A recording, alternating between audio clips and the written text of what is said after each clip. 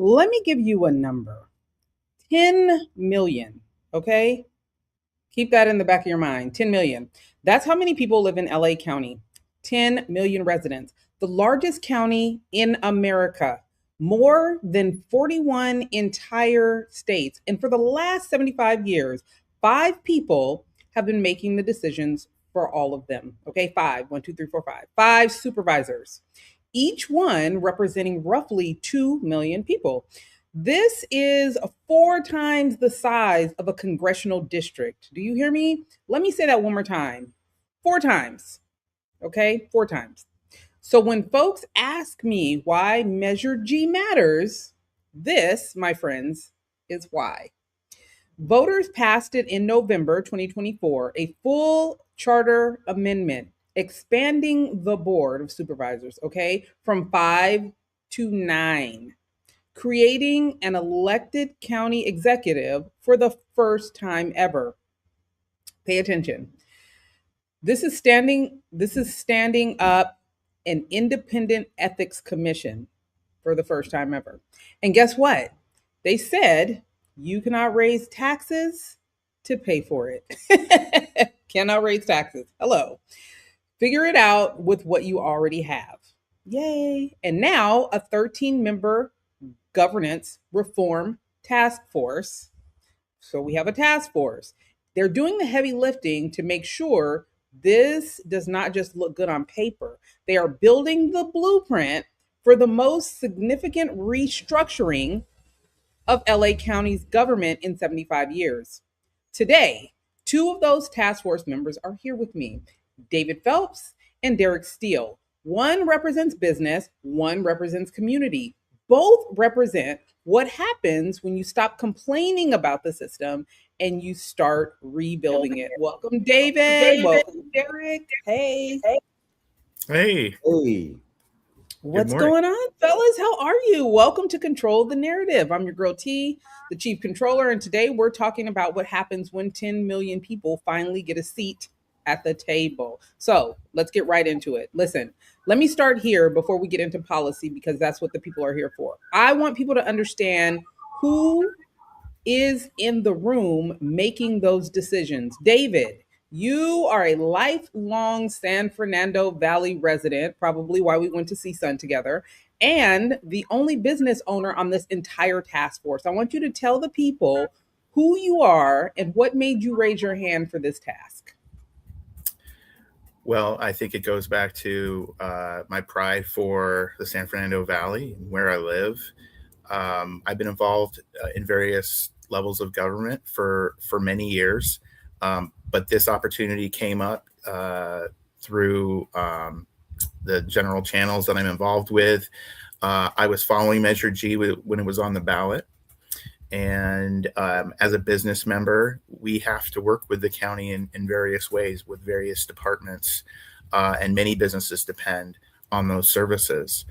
And there's a lot of hesitation in building up government and growing it as it were.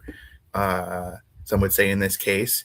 And so the business community was generally not in favor of it, but I saw the positives in it. And I'm always, from a person who studied organizational management for a long time, the organization of government's very interesting to me, and it drew me in immediately. And so this is an opportunity to really be on the ground floor of something that's monumental. And I feel very grateful for the opportunity. Tell us about your business, since you are the only business owner. So I own two businesses. I run a public affairs firm, the Palomino Group. I'm partners with another gentleman, Lalo Lopez, and we do government affairs and public relations for nonprofits and businesses. And then my passion project on the side is I'm a co-owner of We Can Be Heroes, LLC, which is a comic books, trading card company, and animation studio located in Chatsworth. We opened right before the pandemic, and now in our 7th year, we are one of the largest comic book shops in Los Angeles.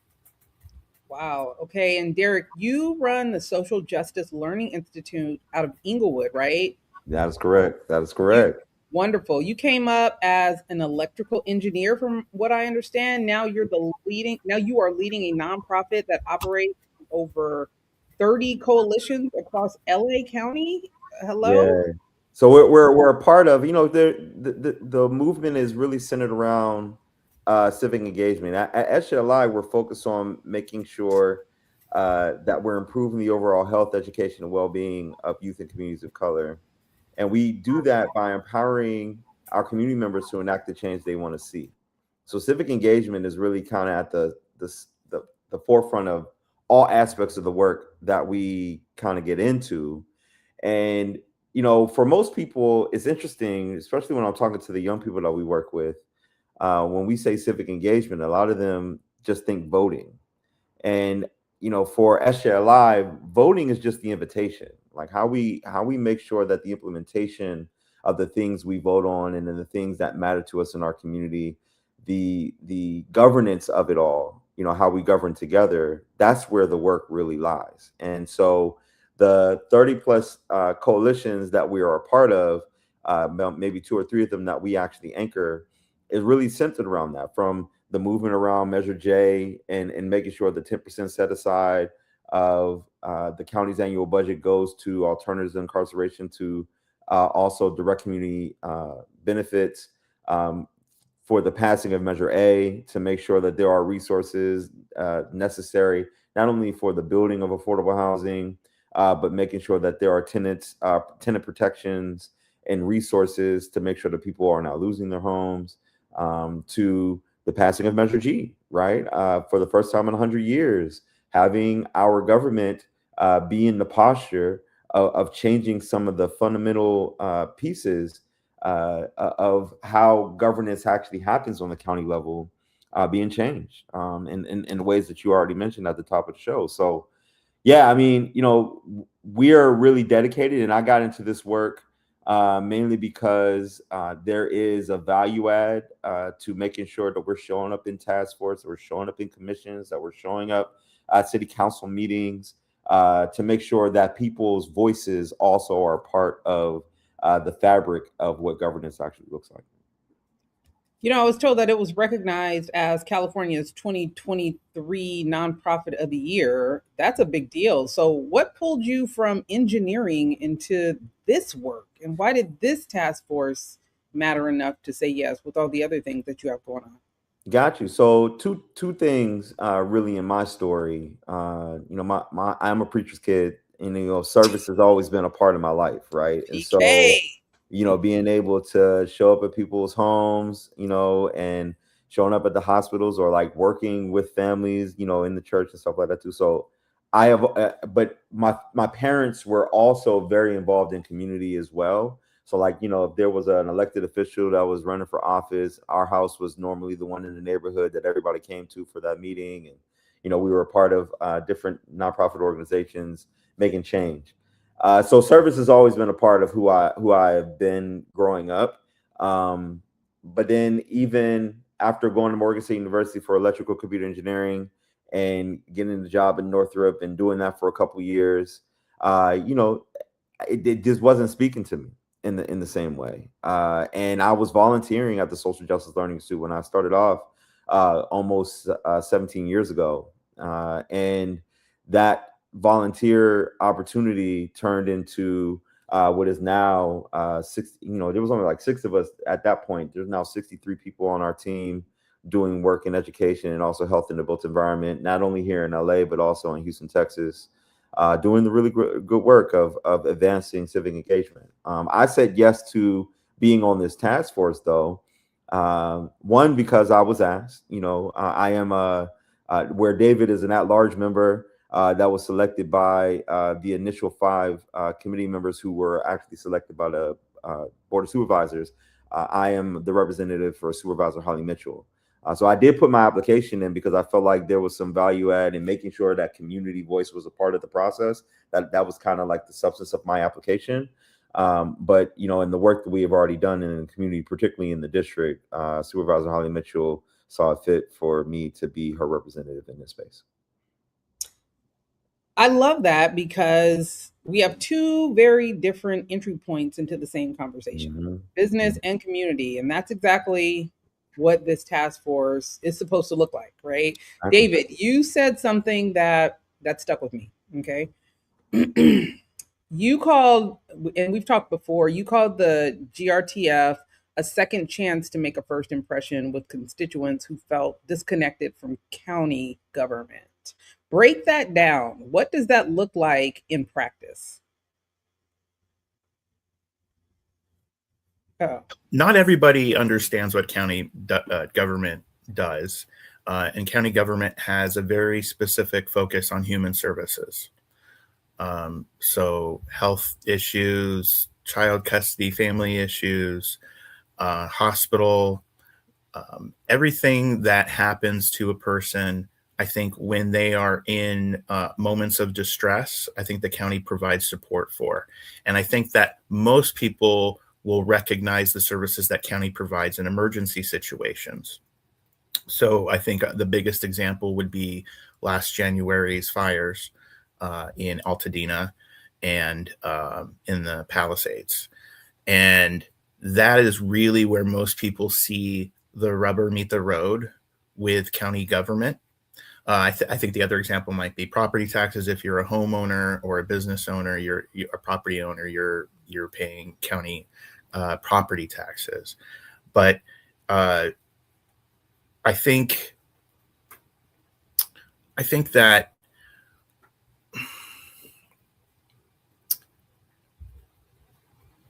my apologies. Tonya, could you repeat the question again? Your initial one. Well, it was just asking you to kind of break down your thoughts behind behind all of it and why it's so important. Well, yeah, I think it's important to educate people on what county government does, but not everybody understands it. And I think emergency services are a prime example of one of the services that people most understand. And then from there, we have to go out and kind of educate people on that. And what I meant by a second chance for a first impression is because of the way that the community responded to the fires. I think there was a lot of questions about the efficacy of county government, and can we really count on county government, especially in times of emergency, to provide services. So I think this is an opportunity for us to reframe the conversation, to represent county government, and to provide more confidence in what county government does for its constituents. And on top of that, I think there's a lot of people that don't understand the difference between county government and then their city governments, and then also how our county supervisors step in when there's cities that are unincorporated or don't have a mayor. Like, there's a lot of pieces to understanding how this works and why it works the way that it does. But let me set the table for the audience really quick. Measure G passed in November 2024, okay?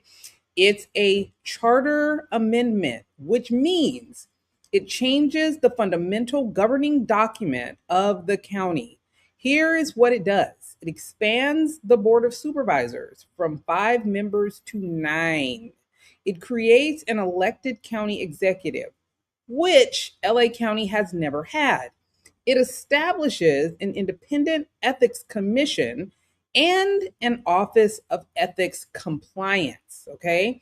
It requires all non-urgency legislation to be posted publicly for at least 120 hours before a vote, and it prohibits any new taxes to fund the changes. That's a lot.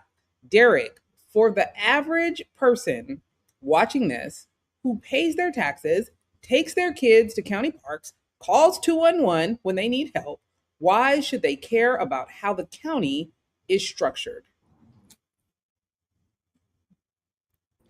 I think David was spot on, right? Where he was talking about, like, most people know the county services by way of healthcare or by way of housing or by way of the public safety, by way of the sheriff's department, you know, transportation and how they participate in the Metro Board, or even in youth development, you know, the carceral system and how that is shifting, you know, because the county has a commitment to, you know, the Care First agenda. But you know how county works in those ways. But I think this hand in hand to how you were kind of framing this up, of how the cities, you know, are actually interacting with this as well, is something that most people might not actually know. Like I have these conversations with people. A lot of people don't even know that there's actually 88 cities in LA County, right? But all those 88 cities are not even all charter cities, right? You know, some of them, like Inglewood or Compton or like Culver City, like they have their own police department, they have their own school district, they have their own mayor and city council. So there's a very hyper local governance that actually takes place that you can tap into. You can go down to City Hall, but there are other places in unincorporated Los Angeles County, where the board of supervisors is really the governing structure, but people don't know that. So, like you mentioned the fires earlier, David. There are parts of East LA where there is the LA City Council that has some governance, but then you also saw Supervisor Solis, who was there, because there's parts of East LA where the governance of it is the county, right? And how do those things actually work together? How do they actually mold? So it's important for people to have at least a cursory understanding of like how the governance structures work, because when you need to tap into it by way of 211, you know, which is actually county, right? Or in the times when you need to actually tap into it when you call 911, which actually might be your city, right? But depending on if they actually have a relationship with the sheriff's department, and the sheriffs might pull up, like knowing these types of things become really important. I'll end by saying though that what we have gotten really comfortable with is reliance on our electeds and also the systems just to operate the way that it's supposed to. And I think in this time when all these systems are coming into question, either by the breaking down of what the federal government is like shifting and changing every single day, but also toward people awakening to the systems that do work and the ones that don't, and wanting to change them. Like I think there is a very important, at least fundamental understanding of the civic structures around you, so that you can know how to tap into them when you need to tap into them. I think the idea of an elected county executive is a big deal. LA County doesn't have one of those. We have a CEO of the county, but it's an appointed position. But now having it as an elected position, almost because of the size and scope of LA County and the amount of people who are here, almost kind of makes it like a governor of Southern California in a way. So we just have to be mindful of like how these decisions matter to our lives, and then also making sure that there's entry points on how they can actually have a say in those things in the future as well. And David, I'm going to ask you the same question from the business side, because let's see, small business owners, manufacturers, chambers of commerce, which I've been a director of, how does the way the government governs affect whether a business thrives or closes? Well, I think the biggest example I can list are restaurants. Restaurants throughout the county are regulated by the county's Department of Health, and they're given the grades that everybody sees when they walk into a restaurant to let everybody know that their establishment is healthy and is compliant with county health codes. So I think there's a lot of compliance issues that businesses deal with. One of them being the compliance codes, but there's also ADA regulations and other regulations that may not be derived from county ordinance, but are the responsibility of the county to carry out, whether it's like a state legislation that provides it a mandate. The county is responsible for carrying out a lot of those policies. So small businesses also count on permitting for improvements or expansions of their businesses. They'll work both with the city, but it also requires sign off oftentimes by the county health department, sometimes LA County Fire. It depends on whether or not the project's in an incorporated city or unincorporated county. That's an important distinction too. And I will note that I think residents in unincorporated areas are probably more familiar with county government than residents in incorporated areas, because that's the government level that they deal with most. So I think that unincorporated areas of the county play a really important role in this process. In addition to the business perspective. It's always interesting, though. What you say is 100% correct. If you're unincorporated, you deal with the county more. But when local government is not doing what you think they're supposed to do, then you want to run to the county government to try to fix the problem. And it don't work like that. So watching people get livid about their local government, I hope for the sake of their own mental health, they recognize the frustration is with your local government. So participating in local government to make sure that the people that are governing your local area is doing what you need to do, because trying to run to the county to fix what you and your constituents have voted for ain't gonna fix it. It's just, you're just gonna be mad. You're just gonna be mad. So let me talk about this task force really quick. 13 members, drawn from labor, business, community organizations, public sector, education. The Board of Supervisors specifically designed it to be diverse across sectors and geography. All right. You adopted your bylaws in July 2025, if I got that right. And then, David, I want you to walk us through what the work actually looks like. Like, what are the meetings like? What are you debating? Talk to the people.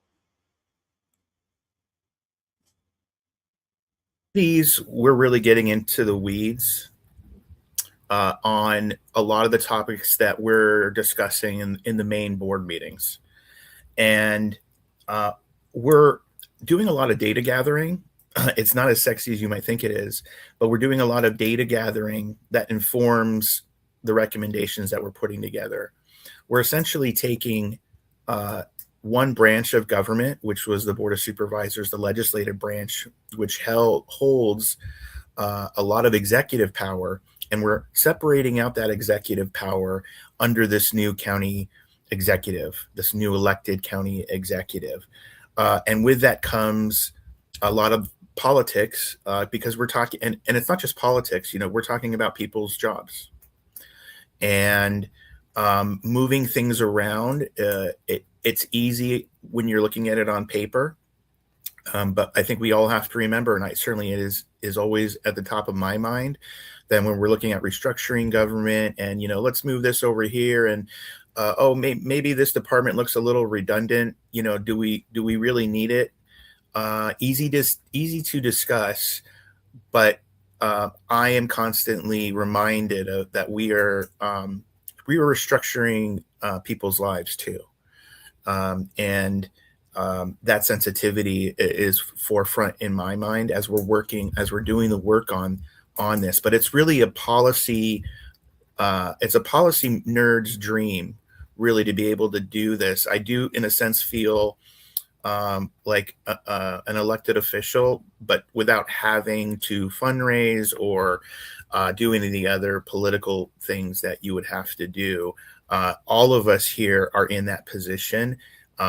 And like I said before, it's really, I'm so grateful to be working with this group of people, this diverse group of people from all walks of life. And I'll say this, we all represent different constituencies, but when we're in the room talking, the conversation is all about improving services and accountability and transparency for the residents of the county.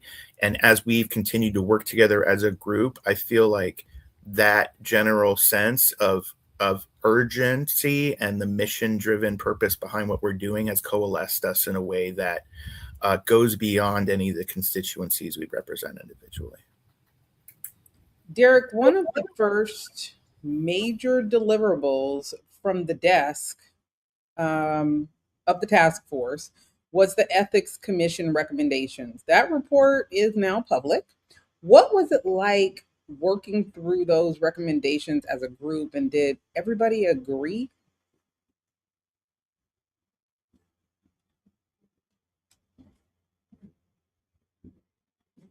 Uh-oh, you're mute. Sorry about that. Honestly, no.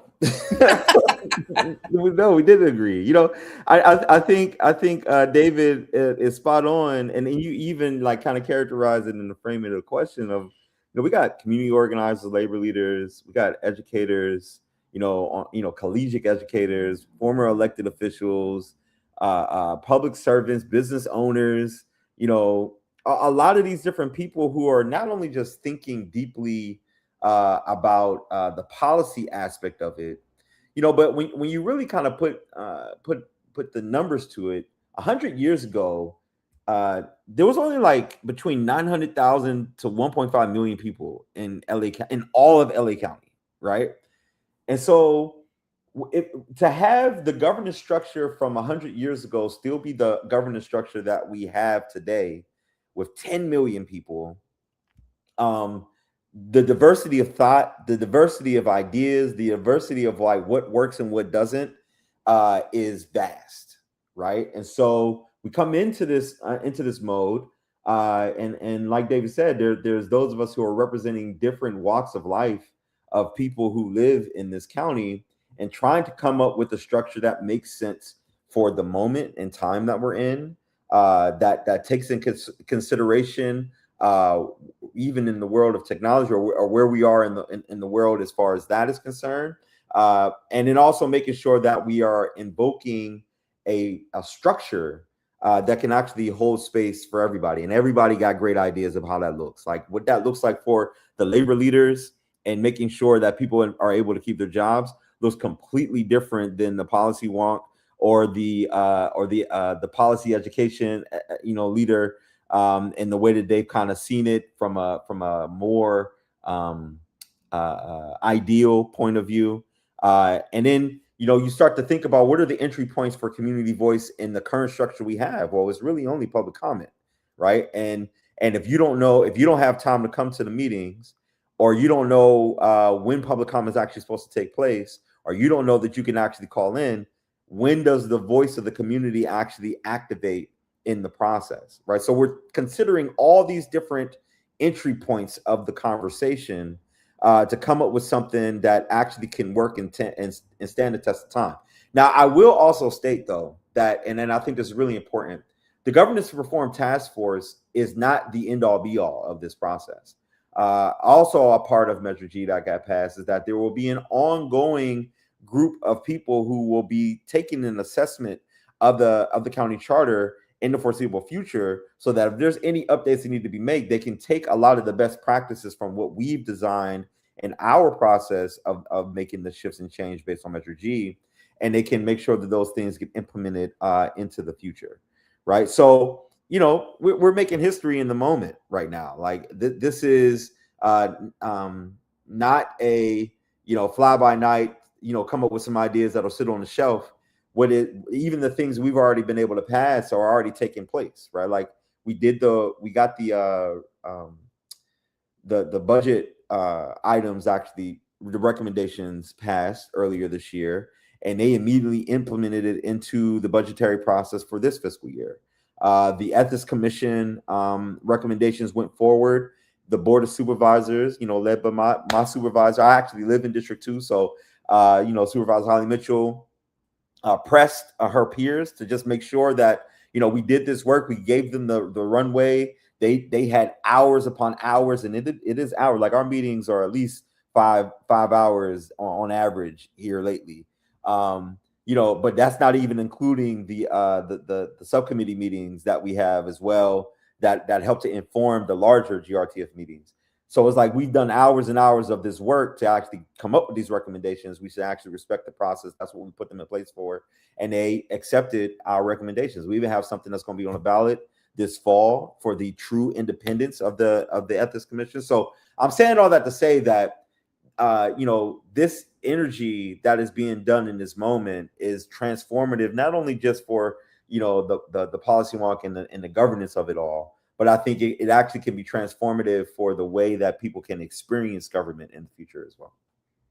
I I would not be me if I did not bring up the hard part, because that was all warm and fluffy and inspiring, and that's great. But the former county CEO, Davenport, received a $2 million settlement after claiming Measure G caused her emotional and mental distress.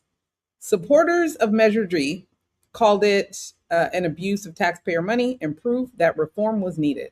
Without getting into legal specifications, does that kind of headline help or hurt the reform effort? David, you first. I don't think it hurts it. I think it emphasizes the need to have an elected chief executive that is committed to the term that they're elected for and committed to the service. I mean, I think it just raises a larger issue about liability and exposure to lawsuits. And I think not only the county suffers from this, but cities do through their public safety.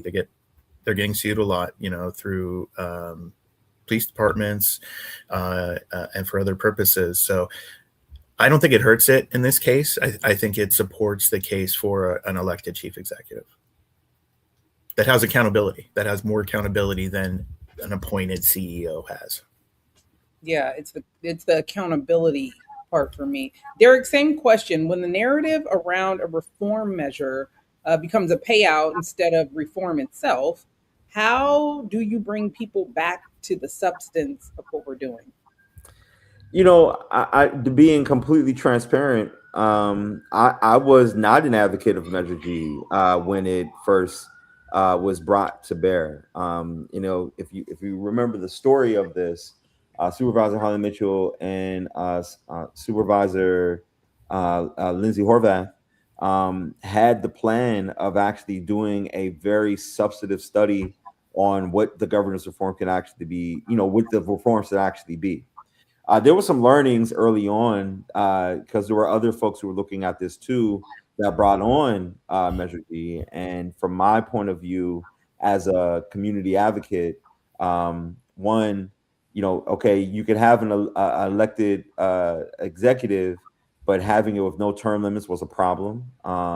I think the determination of 9 seats, it was an arbitrary number. It wasn't really kind of based in an analysis.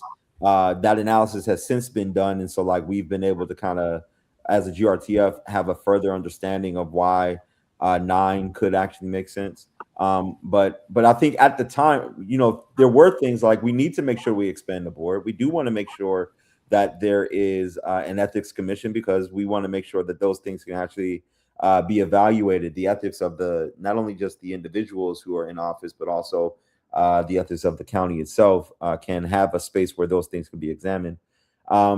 It wasn't perfect, right? But I think having a space where those who have varying opinions and thoughts and even facts around how we can approach this and what would be the best way to be able to really get to the nitty-gritty and determine it, I think is probably the most beneficial factor that's come out of this whole thing, right? Measure G did pass, but it barely passed. I think it passed by 51%.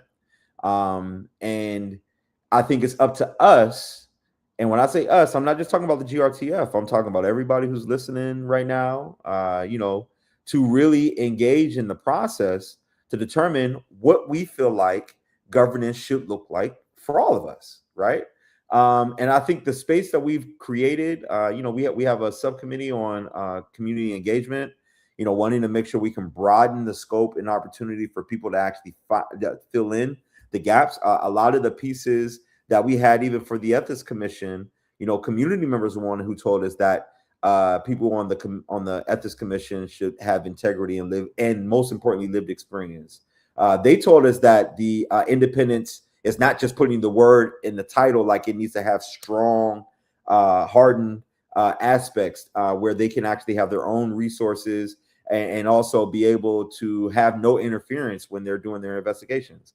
The people told us that they wanted to make sure that civic participation wasn't just reserved for people who can afford to serve for free, right? There should be enough compensation for the people who are on the commission, for the regular community member who has to come away from work to be on the commission, can actually also make sure that they can put food on the table, right? So if we didn't have those community engagement activities, we wouldn't even actually have those as aspects that we fought for and actually won as far as getting recommendations forward. So to answer your question, I just, in short, this is our process. This is our thing, man. And I think as a people, we have to be prepared to know what's happening, find out where we fit, and then step into the work.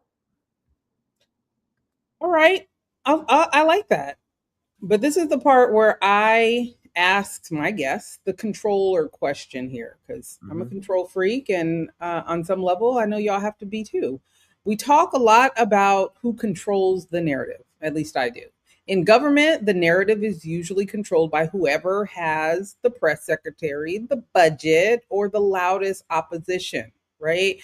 Derek, as someone who builds power in communities that are often talked about but rarely talked to, how does the GRTF give those communities the ability to control their own narrative? And I think that's why having an organizer in the space really matters, right? Not only just in my advocacy in the space with my peers about different elements that we can add to make sure that there's more opportunity, but also translating what's happening in the space to those who are paying attention to the process, like the League of Women Voters, Cause has been a part of this as well. So has the Reimagine LA Coalition, Our LA. These are all just certain types, going back to the top of the conversation about these 30 plus coalitions and collaboratives that we're a part of. It's important for me as a member of the GRTF to let folks know and be in these spaces to let them know what's happening, so that they can actually write letters and also be a part of public comment or come to the community meetings that we have. And also bring the constituents and also the people and members of their collaboratives to be a part of the conversation too. It's not an easy thing, and I don't want to characterize it like it is. I don't want to simplify the language as if like this is just come to one meeting, give your public comment, and you're good to go. Like, it's not that type of energy, because even the things that community members actually bring up to the table, we have to discuss it. We have to go for it. And, we have to have a super majority in our decisions around what recommendations we actually put forward. And so it's important to have camaraderie with our peers. Like, David and I have riffed and had conversations about the comic books and also characters and anime and the whole nine. And we have an understanding for each other on that end. I might not know the fullness of what's going on from a business standpoint that he brings to the table, but I think to be able to have space where we can dialogue and engage and understand each other, it makes it way easier when we have the harder conversations around the decisions we have to make too. So I can appreciate that. David, you represent businesses. Businesses often feel like government happens to them, not with or for them. How does this reform change that? Again, I think it has to do with access and voice. I think business owners feel like everything is, a compliance request that they only hear from the county when their taxes are due or they're out of compliance with something. So I think we need to approach businesses, with some different resources and tools. I think that we need to be. I think that we need to look at how we enforce laws on businesses and look for parity in that enforcement. It's difficult because the business community opposed Measure G. They saw the expansion of the board as an expansion of potentially 4 more crooked elected officials and the addition of a new chief executive. So the business community was very, they saw this as an expansion of government power. and an expansion of potential, corruption, because there's a sense of corruption, right? There's a overarching perception that government is corrupt by nature, and I think part of that narrative, as you say, has been created by the actions of the president and the federal government, and especially here in Los Angeles, where that federal reach has been particularly felt in the last couple of years. Yep, absolutely. It's been felt deeply, especially in our county. Now, last question for both of you. If you could say one thing to the 10 million residents of Los Angeles County about why they should be paying attention to what this task force is doing, what would it be? David, you first. The county, the county impacts us more than we realize. We benefit from the county every day that we go into a restaurant, every day that we drive on our roads, every day that we interact with various government offices. This is, we are here to serve you. Unlike business, government doesn't have a target market. It's just everyone. Government has to serve everyone, and that's the biggest difference between government and business, right? So when we approach this, we have to approach it with that outlook, and especially in emergency situations, that's where we're going to need the county to step in. And I'm excited to see how our overall response to emergency situations changes with the new chief executive. I'm very encouraged by that. So I think that we're doing important work here, and the businesses are going to benefit greatly, but I think that residents will see it directly in the services that the county is going to provide post county elected chief executive. And then when we take all that executive responsibility and move it to the county chief executive, I think it's going to free the board of supervisors up to really focus on policy priorities and how to set attainable goals for the county. I'm very excited to see that as well. Derek? Yeah, riffing off of what David just said, 'cause I know there's an emphasis in today's conversation. We've talked about the county executive probably the most, but the board of supervisors don't disappear. Like there's actually going to be more of them. And because there are more of them, that means that the districts will be smaller, which means that they can be more responsive, right? Making sure that the resources, I think the departments of the county understanding what this means for them too, and how they do their work is going to be really critical as well. And these are all the types of things that we're trying to think through. And even though Measure G may be silent on some of these things, like we're still taking up some of these ideals because we want to do the best we can to offer up the best of the county for now and to the foreseeable future too. But we can't do it alone, man. And I think it's very critical that people tap in. You want to make sure that you can see the things that matter to you in all of this, and what you know about your part of the county, and making sure that's a part of the narrative, and also what the structure will look like in the future. We need you to pull up, man. The voting aspect is going to be important in the future. We're going to have to vote on the county elected official. We're going to have to vote on the new supervisors. But at the end of the day, the voting is just the invitation. It's only the invitation. How we do this thing together, how we govern together, that's really the work. So I'm inviting each and every one of you who are listening. Like I said earlier, you got to know what's happening. So you listening to this, and we're giving you a little bit of a lot of things that are actually going on. But it's an invitation to really know what's happening. It's also find out where you feel like you fit. So like if it is just coming to a meeting and giving input there, or if you want to come to one of the community engagements, aspects, you can come to those too. Or we also have a very long meeting that's coming up here in August as well. In fact, I can't remember the day. I think it's August 7th. We have an all-day meeting that we're going to do so that we can add more value for community members to get engaged. But find in where you fit. But the most important part is don't just talk about it. Don't just learn about it. Be about it. Step into the work and let's get this thing done together. Let's lock arms. Okay. So that's really the call to action I got on all this, man. I'm grateful for the opportunity too to really talk to folks about this, because we be talking to each other a lot. And I ain't gonna lie to you, it could get kind of boring if you just sitting and watching the meetings for like 3, 4, 5 hours. But I promise you, it is value on the other side of it if we do this together. 100%.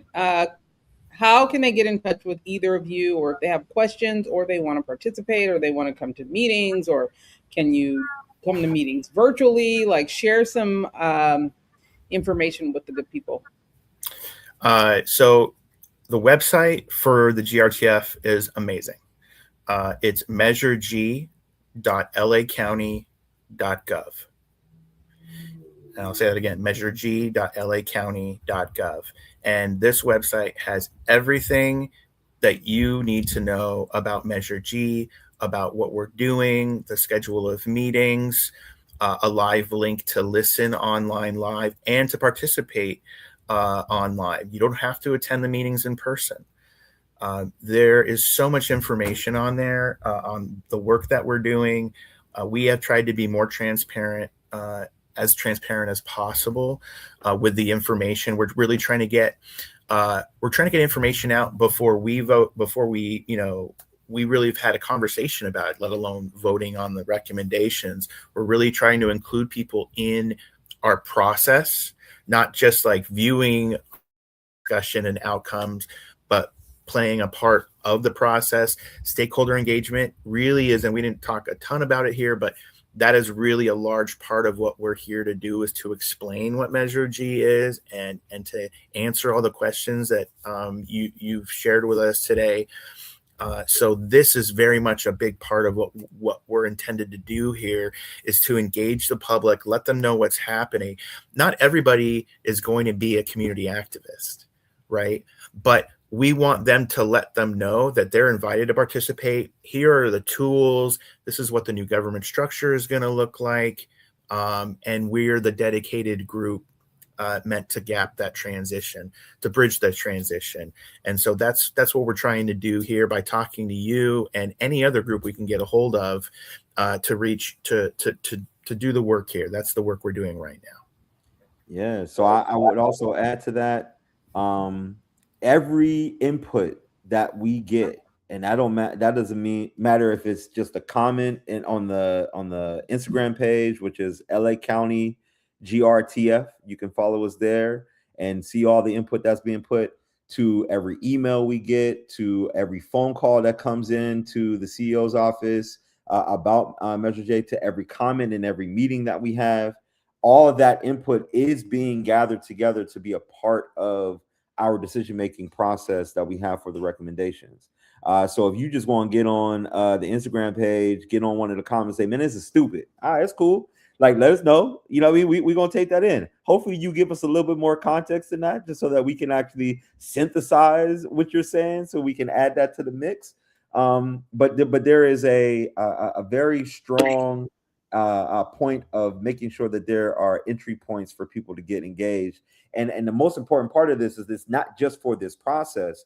We're actually opening up avenues for the county to actually get better and how they can make sure that they're interfacing with their community members as well. So yeah, go to the website, follow along. You can also, you can get on the newsletter so that you can get the updates on when new meetings are coming up.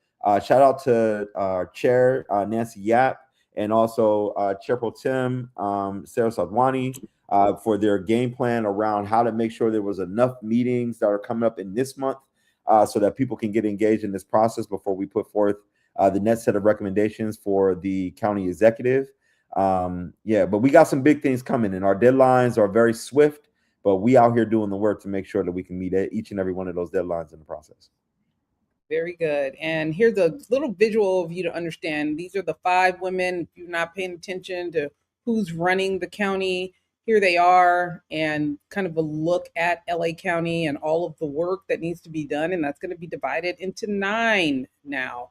So, do some research, really understand how this stuff works and how it impacts you. So I just think you need to understand and do it before you get mad about something. That's usually when people come into the conversation, is like they're pissed off about something, right? If you understand how it works, then you can intercede before something irks your nerves, and understand who to go to and how it works and all the good things. But again, most people don't get involved until they're enraged or irritated about something. And we're bringing you the information now so that you understand it moving forward. Now, here's the thing. David Phelps, Derek Steele, 2 members of the Governance Reform Task Force, doing the work to reshape how this county runs, okay? And let me be clear before I leave here. David and I went to college together, CSUN, and Derek is a District 2 appointee, such as myself, LA County Commissioner of Alcohol and Other Drugs. I'm the chair. The meetings get long, but we want you there. What we would rather have you do is come and hear what's going on than show up mad after something else has already passed or after something else has already gone through that you could have had information and input about. But most of the time you get mad and you show up at meetings to then voice your displeasure. We want you to show up and talk about how you're feeling or how your community is feeling about the decision before it's made, that allows for us to make better decisions, okay? This is not abstract. This is your county budget, your parks, your public health system, your kids' school, crossing guards. This is all of it. If you're watching this and you've never attended a task force meeting, a commission meeting, now you know it exists. Go to measureg.lacounty.gov, read the bylaws, watch the meetings, show up, because 75 years of the same structure just got interrupted. And what comes next depends on who's paying attention.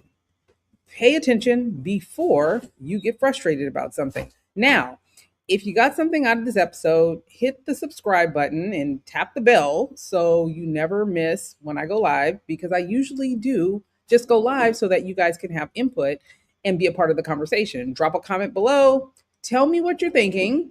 Tell me what you want us to cover next, and head over to Substack for a deeper dive, because I'm going to give you one on this. It's very important information. Control the narrative on Substack. This is where we go beyond the headlines and just what we're talking about here. Control the narrative, control the mic, control the camera, control the room. If you don't, the streets will, and not in your favor. Until next time, we'll see you.